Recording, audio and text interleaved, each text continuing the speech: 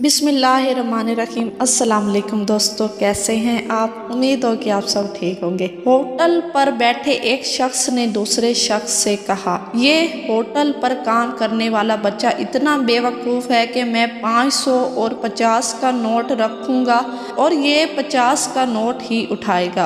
और साथ ही बच्चे को आवाज़ दी और 2 नोट सामने रखते हुए बोला, इनमें से ज़्यादा पैसों वाला नोट उठा लो। बच्चे ने 50 का नोट उठा लिया तो दोनों ने कह के लगाया और बच्चा वापस अपने काम में लग गया। पास बैठे शख्स ने इन दोनों के जाने के बाद बच्चे को बुलाया और पूछा, तुम इतने बड़े हो गए हो, तुमको 50 और 500 के नोट में फर्क का नहीं पता? ये सुनकर बच्चा मुस्कुराया और बोला, ये आदमी अक्सर किसी न किसी दोस्त को मेरी बेवकूफ़ी दिखाकर एंजॉय करने के लिए ये काम करता है और मैं 50 का नोट उठा लेता हूँ। वो खुश हो जाते हैं और मुझे 50 रुपए मिल जाते हैं। जिस दिन मैंने 500 उठा लिया, इस दिन ये खेल भी ख़त्म हो जाएगा और मेरी आमदनी भी ख़त्म हो जाएगी। जिंदगी भी इस खेल की तरह ही है। हर जगह समझदार बनने की ज़रूरत नहीं होती। जहाँ समझदार बनने से आप ही खुशियाँ मुतासिर होती हो, वहाँ बेवकूफ़ बन जाना ही समझदारी है।